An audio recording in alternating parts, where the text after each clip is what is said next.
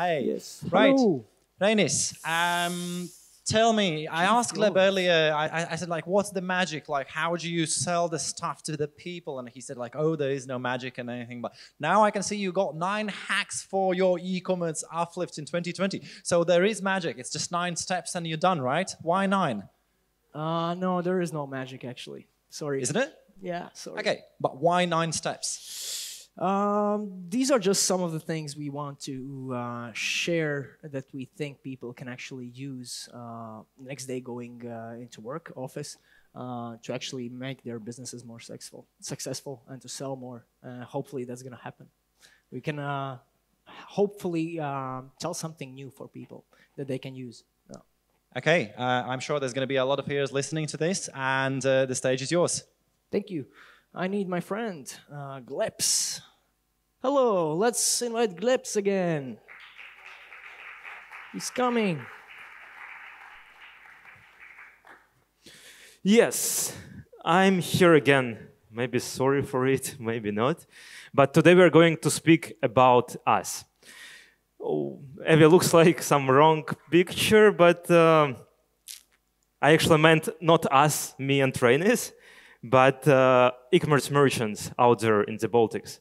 Since as such, there are around 200 Magento merchants in Baltics. It's not a big amount, and overall few thousands out there. But nowadays, yeah, that's basically Baltic countries, if someone doesn't know how this look like. But actually, nowadays, we need to compete with the rest of the world, with all big merchants out there. That's how our competition looks like. Here are the small Baltic countries, and our competition is the rest of the world. So you may ask why actually I'm standing here and speaking about some hacks. We are here mainly to speak about not some other artificial intelligence which Amazon is using and which you will never implement, or some advanced personalization, which also maybe you won't implement, but really some practical down-to-earth things which you'll be able to implement in your business next day. And I'm here actually for a reason. Since overall, we have spent more than 2.5 million hours, man-hours, on e-commerce development and conversion rate optimization. To compare, that's equals to 285 years. That's quite a long time. And to give another comparison, it's same as a walk, as one person would walk around the world for 114 times. Basically starting here in Riga and getting back to Riga across the whole globe. So there is some reason why we're here now speaking about the e-com optimization. And from all the projects we have worked on the conversion rate optimization, we have identified around 200 common opportunities which can be used for Magento stores and overall for e-commerce. And from them, we got 9. We will speak about them today. So let's start it. I'm inviting Reinis to continue this stuff. Let's start with Yes, mic on. Let's start with the first thing. So the very basics, we decided to start with usability of your stores, actually. And the topic is, find and destroy bugs. So why are we talking about this? It's because usability bugs cost stores across Europe and the US billions of dollars and euros. If your store has bugs and usability issues, it just hurts your revenues. And I'm sure that most of you have probably encountered a bug in the last months or weeks or maybe days even on some website that you just left frustrated because, dude, there's a bug. So when was actually the last time your store was tested for usability? Usability is really the foundation of making a conversion possible, of actually making a purchase possible. So what you want to do is you want to make sure that actually your store works on every user device and every browser, that it actually loads and runs quickly. If it loads for a few minutes, you'll probably leave. And can actually customers use it? Are there broken links? Is everything working?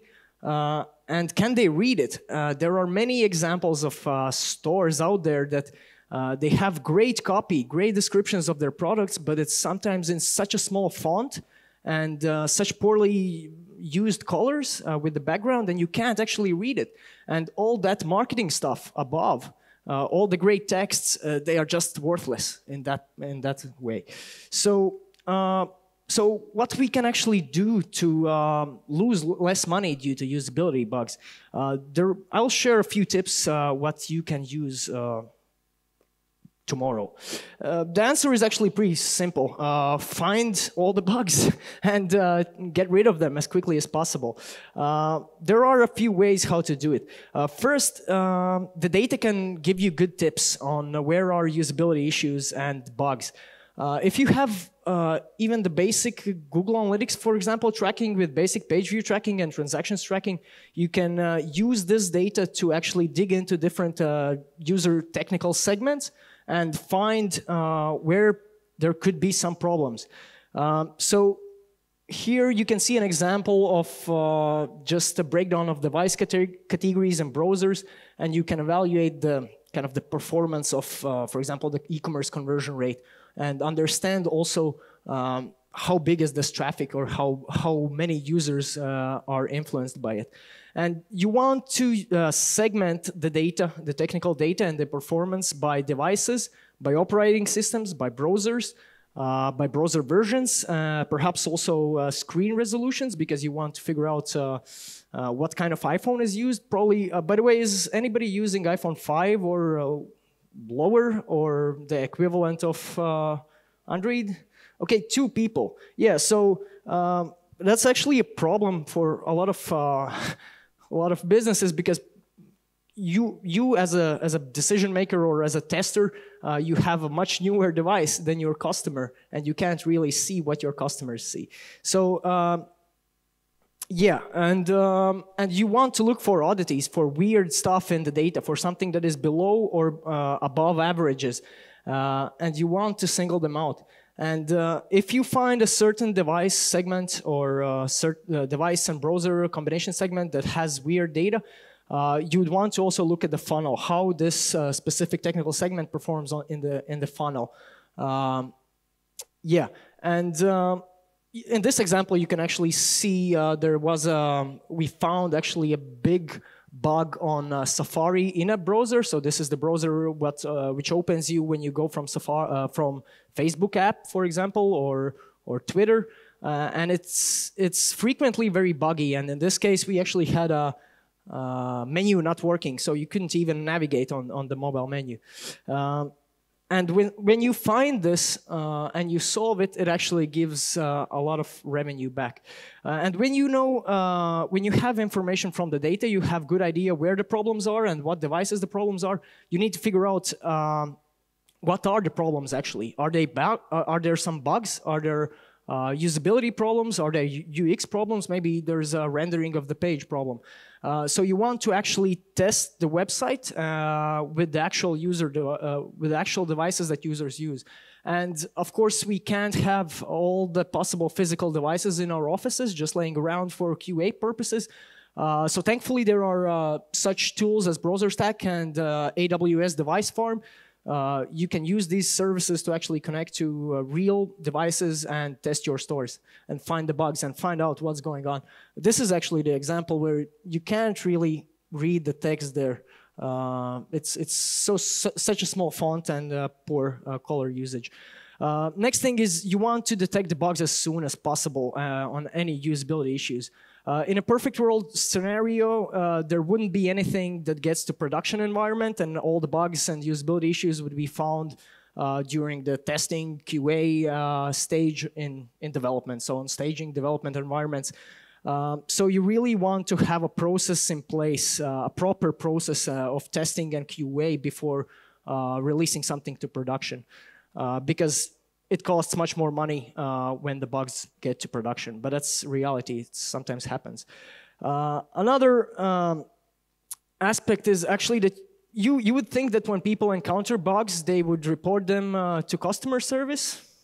Yeah, that's not the case. And even when it is, frequently, customer services are designed to hide the bugs. They don't want to report them, or there is some kind of process in place that they just don't report them, so that they disappear. Nobody gets to know about it. And you really want to think of this and design a process where it's easy for customer service to report the bugs, and they have incentives to do that. Because eventually, we want to give a good user experience, and that's a one without bugs. Yes, next is Glebs. Hello, come on. Yes, we'll be running like this for at least 5 times. It's not very easy. But so yes, second growth hack. Optimizing text copy is actually more important than optimizing design itself, and you need to do it more frequently.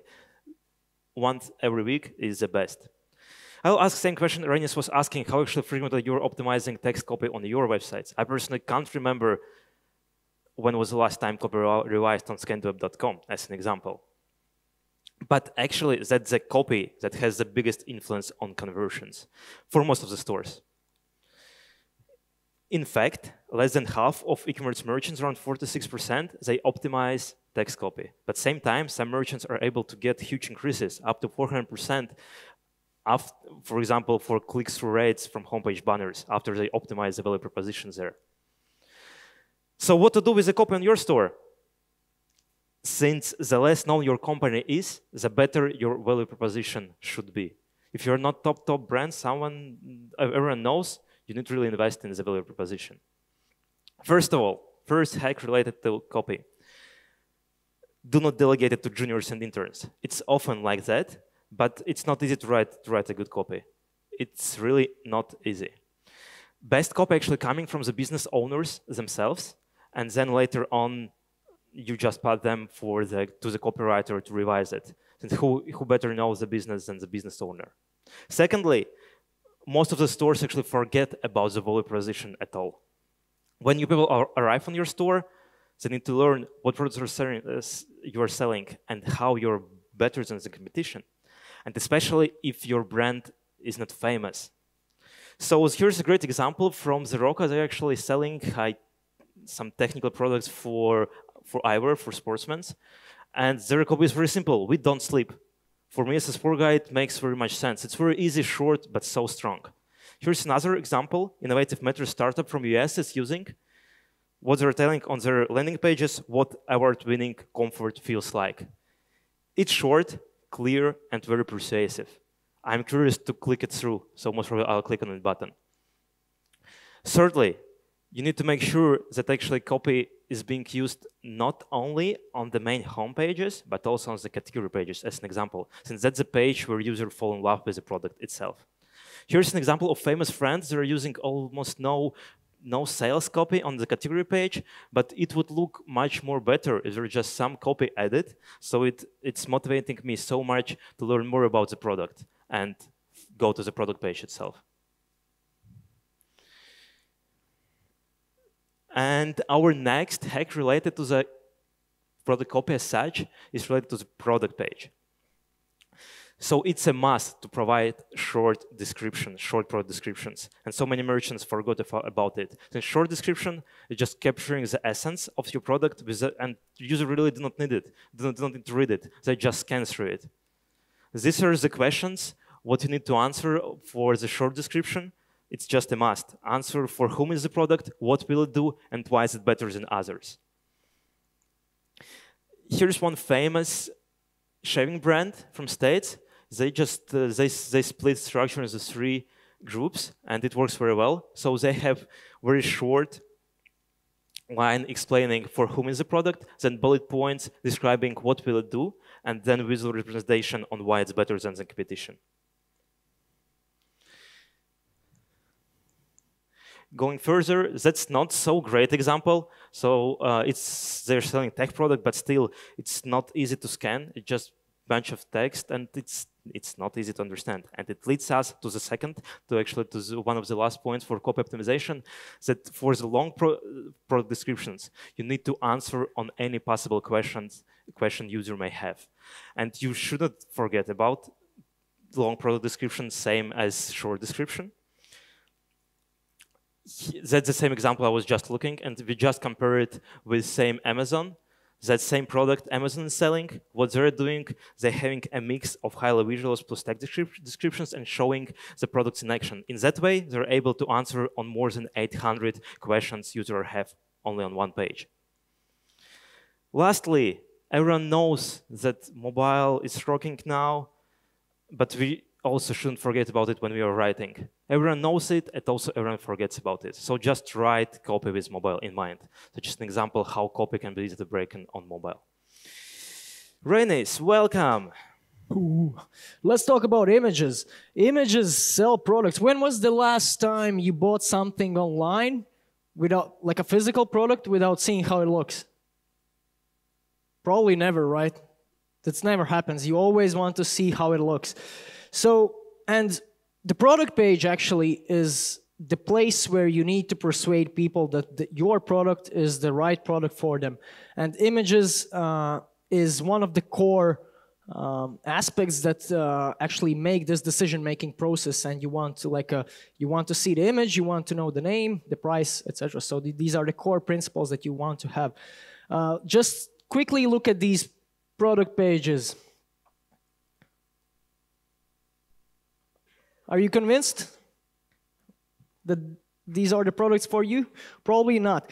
So the truth is that our brain is much better at actually processing images rather than text. So it's actually 60,000 times faster we can process images than text. So it's a powerful tool that we can use to actually persuade people. And so how can we actually use this information to boost product conversion rates? I'll just share a few quite basic tips, and I hope that most of you already have this. So first of all, you want to have high quality product images. If you have small and poor quality images, you really have an optimization problem. Or an optimization opportunity, let's put it that way. So you really want to have high quality product images because you want the people to fall in love with your product.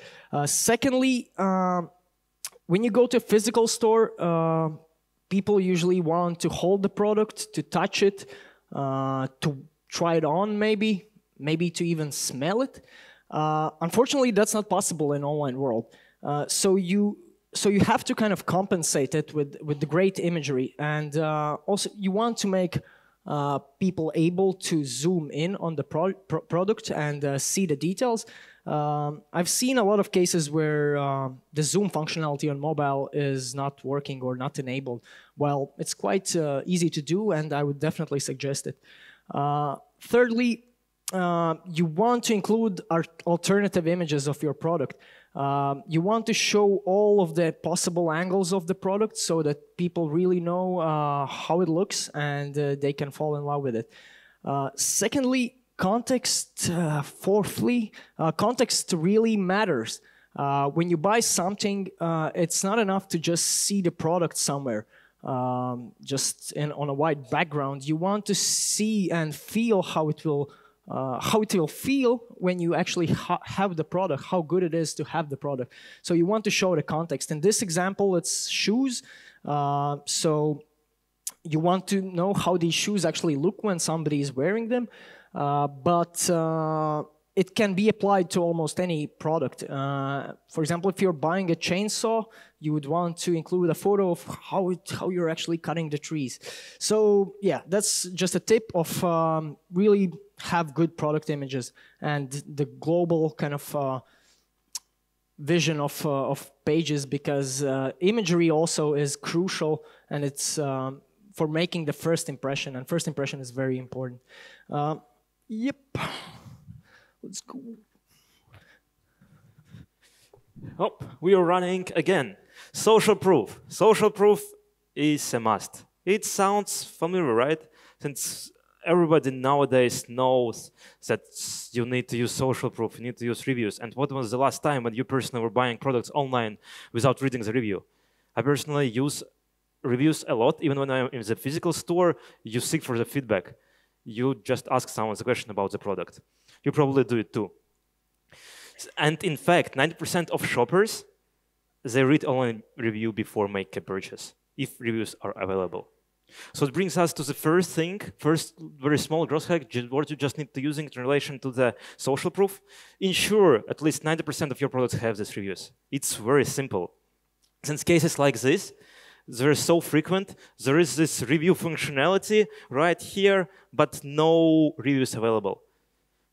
And especially on Magento platform, it's very easy to hide the reviews if there are the reviews available. Otherwise, you're coming to this page and you're like punching customer in the face with actually social negative proof. You're telling that, oh, there are actually no reviews, no need to buy me. It's not good. Do not do it. Actually, even better, just get these reviews. Either run the email campaign to your customers or call your mother, father, friends, anyone, and generate these reviews into the platform. It's very easy. Secondly, don't delete the negative reviews. Since negative reviews as such, they may help to sell if there are not many of them. This is an awesome example. So you see there's only 2 stars review given, but when you read it through, the person actually giving so good feedback on all the cons and pros about the product. And at the end you understand he's actually loving the product, but it's just a bit expensive for him. Most probably it will be a very good fit for someone else. Thirdly, so if you're actually liking product reviews and there is no way to get them, leverage the business-wide reviews. It's also very easy, it just do thing. Fourthly, product reviews as such, they're not only for the product pages. You need to put them everywhere. Here's an example from the customers. They're leveraging them on the homepage and on the top landing pages. Add them to every copy you're using. It will bring you much more than if it wouldn't be here. And lastly, use user-generated content, since as such it's worth much more than the text reviews. It shouldn't be some celebrity influencer which puts this content in, but it's your everyday buyers who actually love your product and use your product every day. It's also very easy, especially for the bigger stores. It does make sense to use it. See how organically it looks like, and if you actually do it on top of regular reviews, it only will bring you more. Reinis, welcome. Think about it. E-commerce checkout is really the money page, because the people who are just randomly browsing your store and just being like, they will never get to checkout. They usually drop off somewhere much sooner. But the people who get to checkout are actually already engaged with your product and they want to actually buy it. But for some reason, there's a lot of people who don't, who go to checkout and then they abandon it. So, yeah, so if your checkout conversion rate is 60% and below, there's probably opportunities for you to do something to actually solve it. And even incremental and small design and usability improvements, user experience improvements, can make a really significant return in the end on your bottom line. So, yes, go. Yeah, so actually studies show that, this is a quite huge number, I think, but studies show that 70% of carts are abandoned across the industry. And this is not just one study. It's the average number of 41 studies done. So it's quite accurate. So there's a lot of money left on the table. Big part of it is just the natural way how we use e-commerce, right? Because people use e-commerce carts and checkout to just save products for later, to take a look if there's an option for gift wrapping, etc. But there are a lot of things that can be done to recover a lot of this abandoned money. So what can we actually do to lose less from checkout abandoners? So first of all, first of all, you will want to know how good or bad your checkout is doing at the moment. So for that, you would want to consult the data. So I would certainly suggest, like, if your store is using Google Analytics, then The enhanced e-commerce checkout options and checkout steps tracking is a great way to figure out how your checkout is performing as such, and also figure out in which steps people are dropping off, so you at least have a good idea of where the problems might be. Secondly, do not force registration. This, I think, is not so common. You can't see that in this industry so much.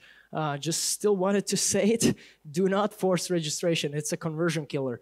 We all have millions of accounts somewhere, random places, and we don't need more. So always allow guest checkout. Only Amazon can do it. They don't care, and it pays off for them in the long term. But for smaller guys, it's really not suggested. Third, no, actually, here's a good example from one of Latvian stores I saw yesterday.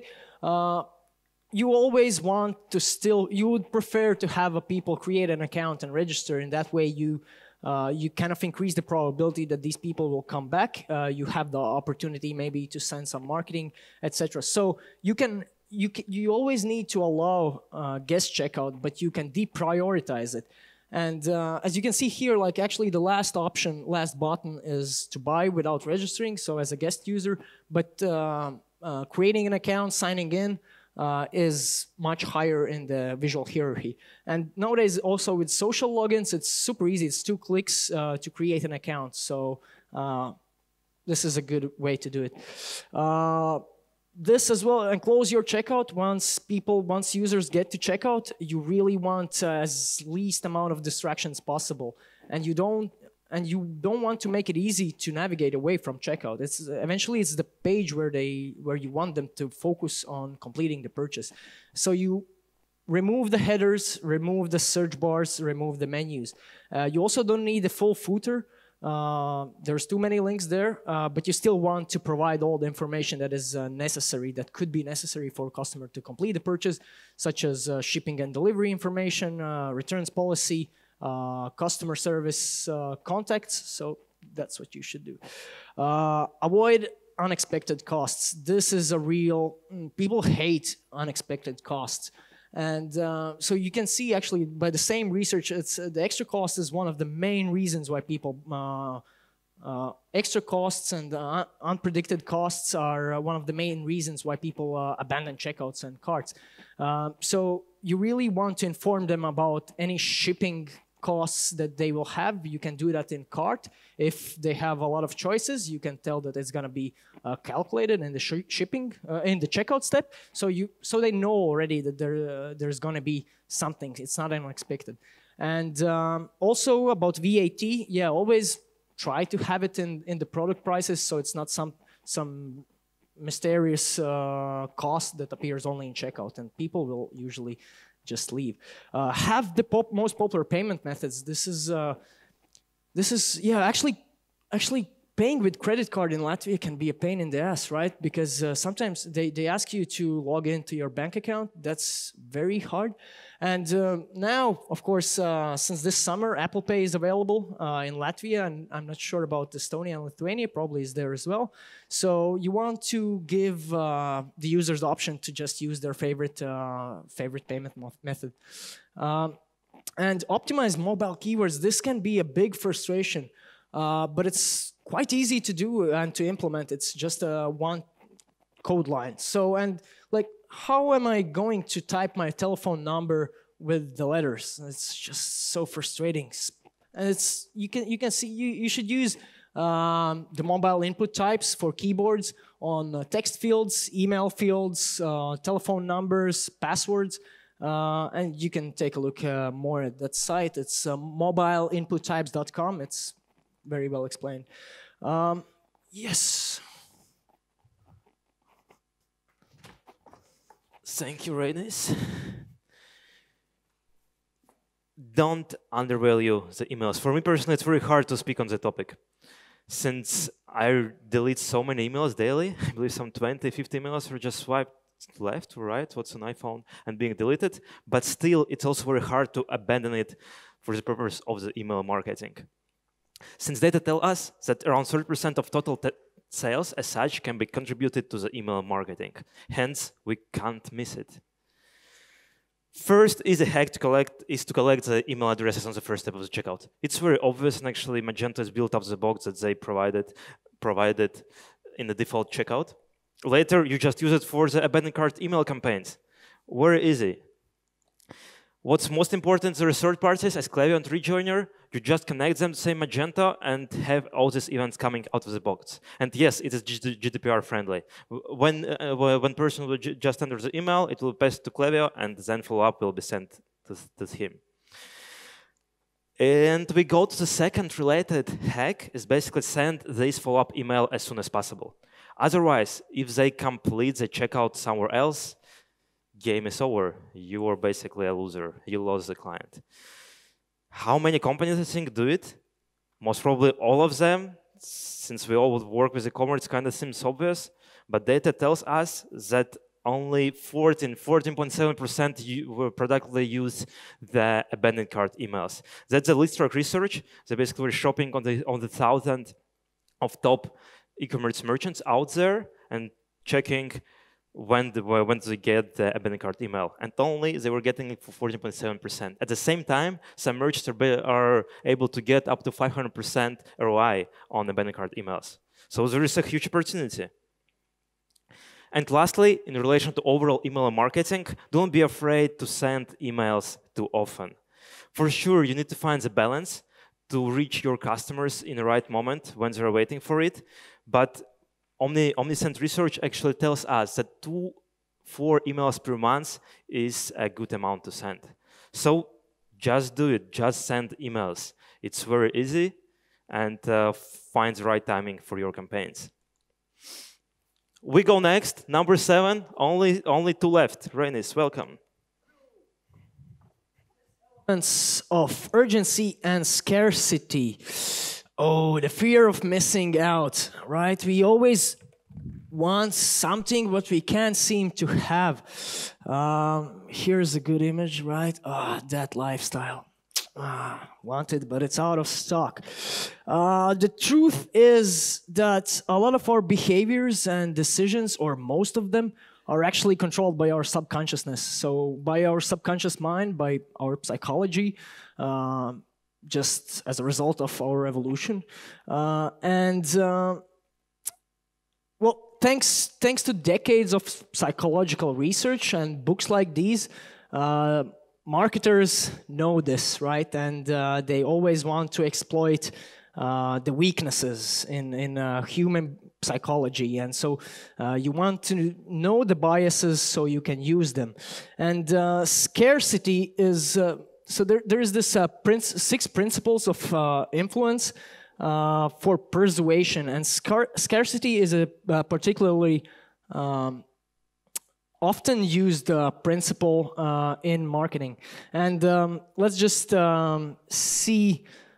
So it's a very powerful principle to use in persuasion, and conversions are actually all about persuasion, persuading the people to buy, and so how can we actually use the scarcity principles in daily lives or in daily businesses? So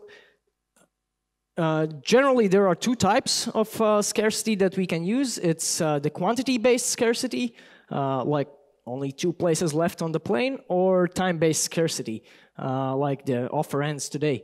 And let's take a look at some examples of how you can actually use this in practice. Travel sites especially, particularly really use the scarcity principles. And I'm sure you have seen it. Like, this is an example from booking.com. Oh shit, there's, in the last 6 hours, it was booked 2 times, and now there's only 2 rooms left. You better not miss out, right? There's 3 elements of scarcity there.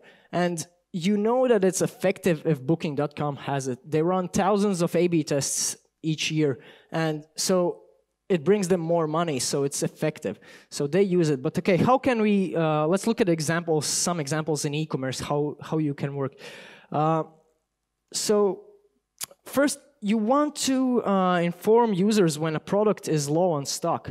That adds this additional urgency, and if you really want and need the product and you like it, you'll probably gonna have, you can see it poorly here, but it says selected color is low on stock. And this adds additional motivation to actually buy. In this example, you can see it poorly as well, but you shouldn't hide the product configurations that are out of stock.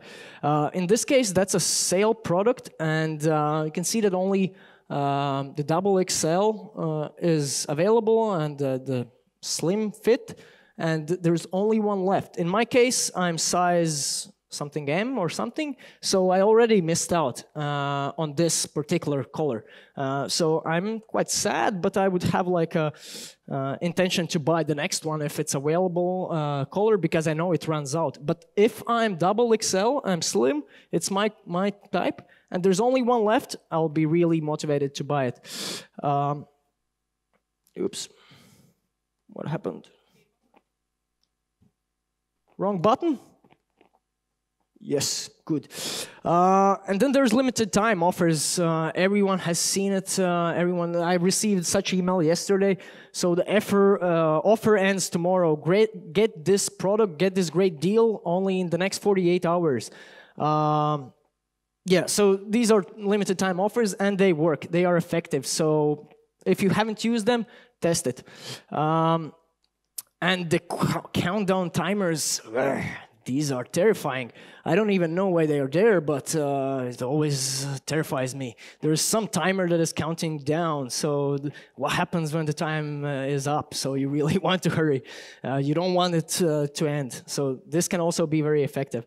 But wait, yeah, that's not a silver bullet. Scarcity, you have to be careful with it, and you still need to have all the foundations and the basics right. You have to have this usability, you have to have good product imagery to actually use scarcity effectively. And do not fake it. Bullshit scarcity can backfire, so be really careful. If you're trying to tell some people that your digital product's monthly subscription is out of stock, that's not cool. That's like not possible. So be careful with it. I suggest you test it. Yeah. Two more left. I like this part the most. Basically talking. Talk with everyone. Talk with your customers, with your staff, with everyone about your business. This image may look familiar. It's not happening only in the restaurant menus, but most frequently it's happening in our heads. You may have absolutely different expectations in your head comparing to the reality, what customers are actually facing. And here we come to the first optimization opportunity. Just take the phone and call your customer support today. Since Reinis already was mentioning on the call, but customer people, they listen to the customer support, actually listening to customer support every day to the customer, all the customer complaints. And they know much better than any business manager out there. We saw so much value just grabbing 5 customer support manager on the call and getting all possible feedback from them than speaking with some business owner. Secondly, analyze all the live chats and contact forms. All the touch points with the client, like live chat or Facebook Manager or support contact emails, can be analyzed automatically. In the nowadays live chat platforms, there is a grouping available out of the box, which groups the conversation with your customers for several groups. For example, which customer had a problem with a credit card, which had with the shipping, billing questions, etc. And that feedback doesn't cost you much, but it's actually the best feedback you can get, almost for free. So analyze automatically all these touch points. That's a real example from one of our clients. We analyzed thousands of the live chats out there, and that's a basic quote. Since from this analysis, you usually can get the major bottlenecks on the checkout process. What does this quote tell us? Checkout is frustrating. I had to put the CV for several times. And we saw hundreds of such feedbacks. And the technical software which is tracking the issues couldn't spot it. But after fixing it, it decreased checkout abandonment rate by several %. And lastly, all feedbacks you're getting from customer support, from Facebook, from live chats, from everywhere, they just should be recorded. And there is no better thing than simple spreadsheet. Just use simple spreadsheet to store all the feedback you are getting from the customer, so-called voice of customer. This can be online surveys, live chats, same customer media comments. Just merge them all together, export them, and merge them all together in the very simple spreadsheet. But the important note here, you shouldn't do everything what customer is telling to you, since customers really frequently change their mind. And therefore, you need to have at least spreadsheet to prioritize it and implement the most crucial points. That's, yeah, here we actually for the last point, Reinis. Lastly, let's talk about analytics. Yeah, maybe it's not so sexy. Maybe it's not even a hack, but we still felt that we need to talk about it because yeah, let's just see. Like there's an old guy that once said, if you can't measure it, you can't improve it. And it's quite true, I think. However, note that not everything you can measure you can improve. So that's important to tell as well. But yeah, I mean, if you want to grow your business, if you want to optimize your conversions, analytics is fundamental. So then there is the question: do you trust your data? And actually, from our experience, around most of the Google Analytics or other analytics tool setups and configurations we come across are broken in one way or another.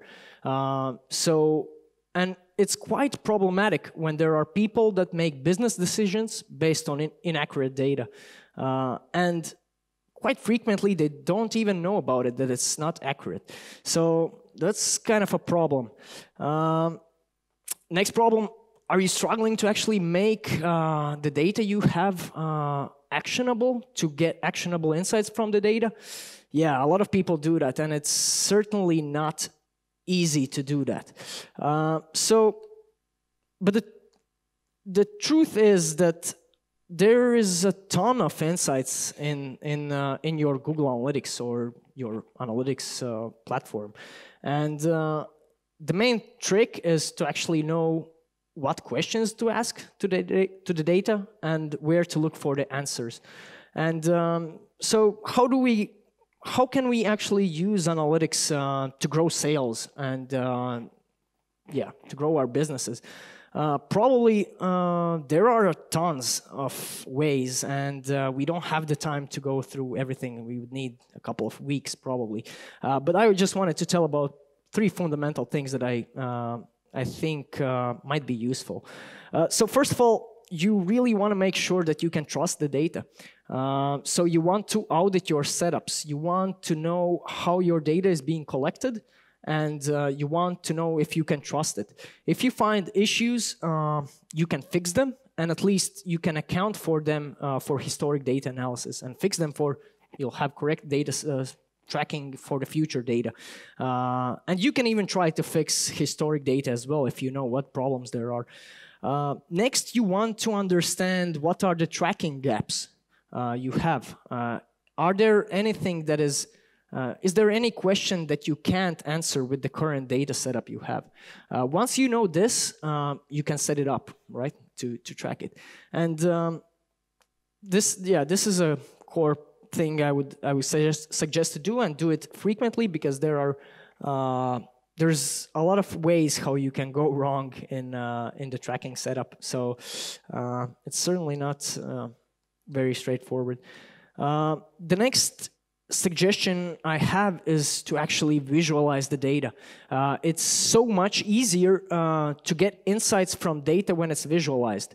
By default, in Google Analytics platform, you just have raw data tables, and it's very hard to understand the context and to really easily get the idea of the data, to get insights, and to actually afterwards act upon these insights.